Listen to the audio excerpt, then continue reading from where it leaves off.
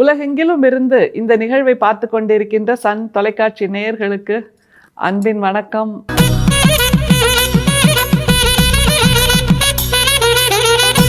நம்முடைய வள்ளல் பிரானுடைய உரைநடைக்கான நேரம்.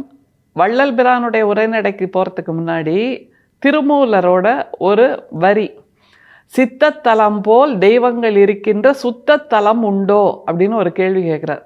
சித்தத்தலம் போல் தெய்வங்கள் இருக்கின்ற சுத்தத்தலம் உண்டோ அப்படின்னு கேட்டால் என்ன கேள்வி இது அப்படின்னு நமக்கு தூக்கி வாரி போடும். ஆனால் உண்மை இதுதான் அப்படிங்கிறத சித்தர்கள் எல்லாருமே சொல்லியிருக்காங்க.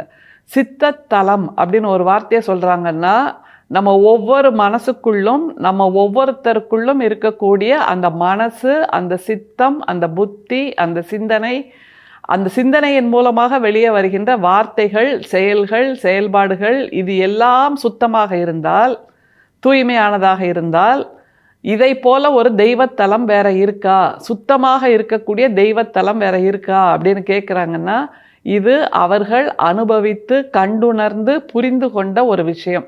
அதனால் இதற்குள் நம்ம நிறைய பயணப்படணும். இதில் இருக்கக்கூடிய அடர்த்தியை புரிந்து கொள்வதற்கு நிறைய பயணப்பட வேண்டும். அப்படி மனசை தங்கத்தை புடம்போடுவாங்க தெரியுமா, நெருப்பில் போட்டு போட்டு போட்டு அப்புறம் அந்த சுத்தியல் அதற்கான கருவியை வச்சு அப்படி தட்டுவாங்க. இதெல்லாம் எதுக்குன்னா தங்கத்தை இன்னமும் அதிகமாக தூய்மைப்படுத்துவதற்கு. அப்படிங்கும்போது ஒரு உலோகம் அதை தூய்மைப்படுத்துவதற்கு நெருப்பு தேவையாக இருக்கிறது, அதற்குண்டான கருவி தேவையாக இருக்கிறதுனா மனசு, நம்ம மனசுக்குள்ளே இருக்கக்கூடிய அந்த சிந்தனை, இதையெல்லாம் சுத்தப்படுத்துறதுக்கு என்னெல்லாம் வேணும் அப்படிங்கிற ஒரு பட்டியல் இருக்குல்ல, அதைத்தான் இன்றைக்கு வள்ளல் பிரான் நமக்கு கொடுக்கிறார். அதை பார்க்கும்போது இதுதானே அவர் சொல்லுகின்ற வார்த்தை, இதை புண்ணியம் என்று சொல்கிறார். இதை புரிந்து கொள்வதற்கு பதிலாக நாம் பாவம் புண்ணியம்ங்கிறத வேற விதமாக புரிஞ்சு வச்சுருக்கோமே அப்படின்னு நம்முடைய அறியாமையை பற்றி கூட நமக்கு நகைப்பாக இருக்க வேண்டும். என்ன சொல்றார் வள்ளல் பிரான்? அவரோட வார்த்தையில் பயணிச்சுட்டு வந்துடலாம். அந்நியர்களுக்கு நன்மை உண்டாக நினைத்தல், பொறாமை அடையாதிருத்தல், அந்நியர் சொத்தை தனதாக்க எண்ணாதிருத்தல், தனது மனைவி தவிர அந்நியமான பெண்களை தாய், சகோதரி முதலியவர்களாக சிந்தித்தல், இவை மனத்தால் வரும் புண்ணியங்கள். அந்நியர்களுக்கு தீங்கு உண்டாகுங்கால் விலக்கல் முதலான நன்மையான கிருத்தியங்களெல்லாம் தேகத்தால் உண்டாகும் புண்ணியங்கள். எதெல்லாம் புண்ணியம் அப்படின்னு நம்முடைய வள்ளல் பிரான் கொடுக்கின்ற ஒரு பட்டியல் இருக்கு. ஆனால் அந்த வேதங்கள், புராணங்கள், அது சொல்லுகின்ற கதைகள், அதில் இருக்கக்கூடிய ஆகமங்கள், அந்த வைதீகங்கள், இதெல்லாம் புண்ணியம்னு சொல்கிறது வேற விஷயம்.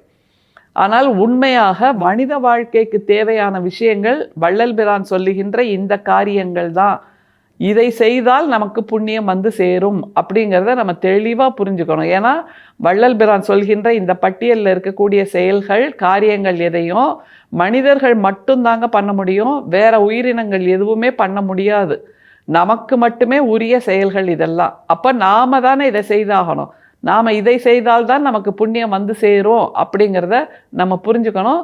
பாவம் புண்ணியம் என்பது நீ முன்ஜென்மத்தில் செய்த தீவினை நல்வினையின் பயன் அப்படின்னு வேற வைதிகர்கள் சொல்லுவாங்க. இதையெல்லாம் நம்ப வேண்டாம் அப்படிங்கிறத வள்ளுவர் முதற்கொண்டு வள்ளலார் வரை நிறைய பேர் நமக்கு சொல்லியாச்சு. வள்ளலார் கொடுக்கின்ற பட்டியலில் எதெல்லாம் புண்ணிய செயல்கள் அப்படிங்கிறத பார்த்துக்கலாம். முதல்ல அதை பார்த்துக்கிட்டு புண்ணியம்ங்கிற வார்த்தைக்கு என்ன அர்த்தம் அப்படிங்கிறதையும் நம்ம புரிஞ்சுக்கலாம். அந்நியர்களுக்கு நன்மையுண்டாக நினைத்தல், பொறாமை அடையாதிருத்தல், இதுதான் ரொம்ப முக்கியம். நம்ம இதை நிறைய முறை பேசியிருக்கோம், நிறைய முறை சிலாகிச்சிருக்கோம், நிறைய முறை வியந்திருக்கிறோம். என்ன அப்படின்னா, மற்றவர்களுக்கு ஒரு நன்மை நடக்குது, மற்றவர்கள் வீட்டில் ஒரு கல்யாணம் நடக்குது, மற்றவர்கள் வீட்டில் ஒரு காதுகுத்து நடக்குது, மற்றவர்கள் வீட்டில் ஒரு சீமந்தம் நடக்குது, வளைகாப்பு நடக்குது, மற்றவர்கள் வீடு வாங்கி கிரகப்பிரவேசம் பண்ணுறாங்க, அவங்க வீட்டில் ஒரு ப்ரமோஷன் வந்தாச்சு, அவங்க வீட்டில் குழந்தைகள் காலேஜ் சேர்ந்துட்டாங்க, அவங்க வீட்டில் குழந்தைகள் வளர்ந்து நல்லா படித்து வேலைக்கு சேர்ந்துட்டாங்க, அவங்க வீட்டில் வேலைக்கு சேர்ந்து சம்பளம் வாங்கி கார் வாங்கிட்டாங்க. இப்படியாக நமக்கு பெருமூச்சு விடுவதற்கான காரணங்கள் அதிகமாயிட்டே போகுது. அதனால் நம்ம என்ன நினைக்கிறோம், மற்றவர்களுக்கு ஏதாவது துன்பம் வந்துடாதா, எனக்கு மட்டுமே எல்லா துன்பமும் வருது, அவங்களுக்கு கிள்ளி போடுற அளவுக்கு கூட துன்பம் வரமாட்டேங்குதே அப்படின்னு நாம் நினைக்காத நாள் இருக்காது. அப்படி நினைக்காதீங்க முதல்ல அப்படிங்கிறார். ஏனென்றால் அவரவர் மூச்சுக்காற்றை தான் அவரவர் சுவாசிக்க முடியும். மற்றவர்களோட மூச்சுக்காற்றை நாம் சுவாசிக்கவே முடியாது. முதல்ல அதை புரிஞ்சுக்கணும். ஆனால் நம்முடைய வியர்வை, நம்முடைய உழைப்பு, நாம் என்ன முதலீடு செய்கிறோம் அதை வைத்து தான் நமக்கு நன்மைகள் நடக்குமே தவிர மற்றவர்களுக்கு நடக்கின்ற நன்மைகளை பார்த்து நாம் மனசு சந்தோஷப்பட வேண்டும். மற்றவர்களுக்கு, அந்நியர்களுக்கு தீங்கு நடக்கணும்னு நினைக்காது இருக்கிற ஒரு மனசு, அதுதான் முதல் புண்ணியம் அப்படிங்கிறார்.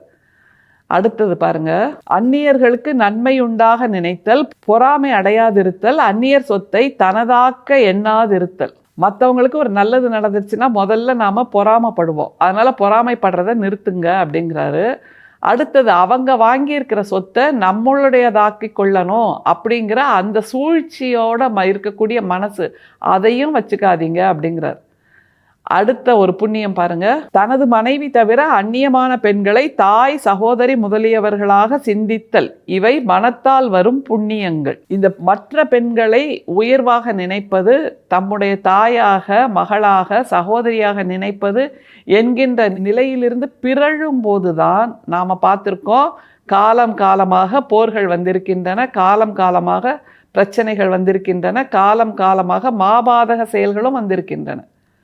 நம்முடைய புராணம், இதிகாசம் எல்லாமே இந்த மாதிரி பிறன்மனை கவர்ந்த அந்த ஒற்றை செயலால் தான் அப்படிங்கிறது நம்ம நிறைய பார்த்துருக்கோம்.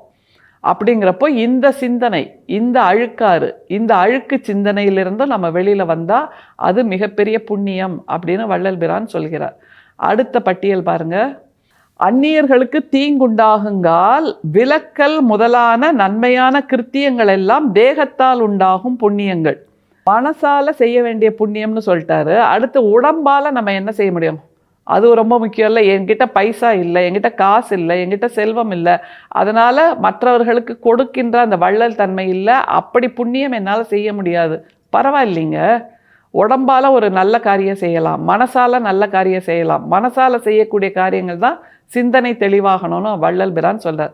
உடம்பால் என்ன செய்ய முடியும் அப்படின்னா, மற்றவர்களுக்கு ஒரு தீங்கு நடக்குது, மற்றவங்க கீழே விழுந்துட்டாங்க, மற்றவங்க அந்த பக்கமாக சரிஞ்சு விழுந்துட்டாங்கன்னா ஓடி போய் தூக்குறது, அல்லது அங்கே 2 பேர் சண்டை போட்டுட்டு இருக்காங்கன்னா அதை ஓடி போய் விலக்குதல், இதெல்லாம் உடலால் செய்யக்கூடிய புண்ணியங்கள் அப்படிங்கிறார்.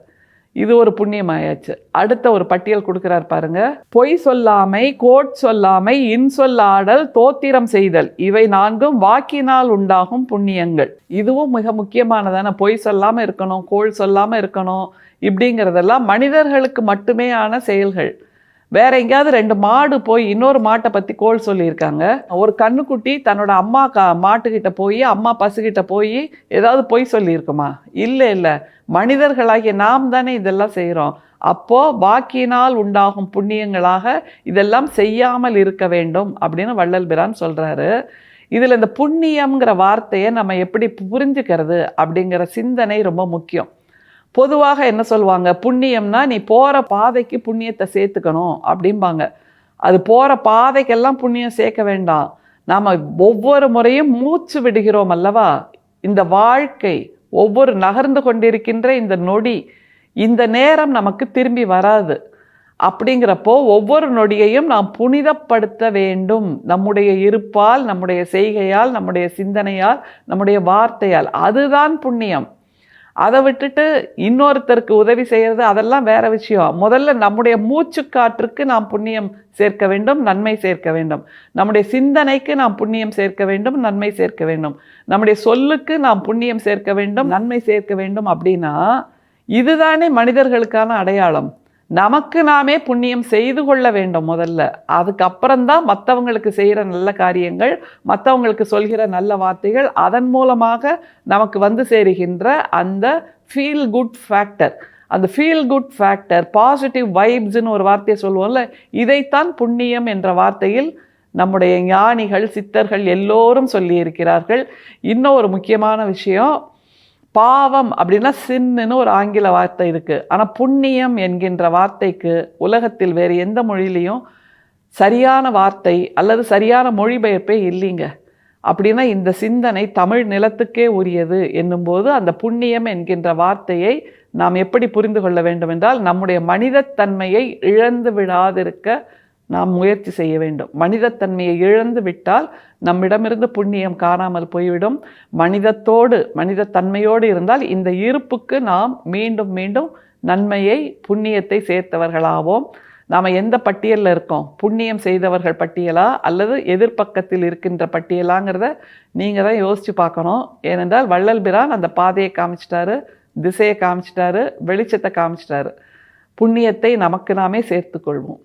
அருட்பெரும் சோதி, அருட்பெரும் சோதி, தனிப்பெரும் கருணை, அருட்பெரும் சோதி. மீண்டும் சந்திப்போம். நன்றி, வணக்கம்.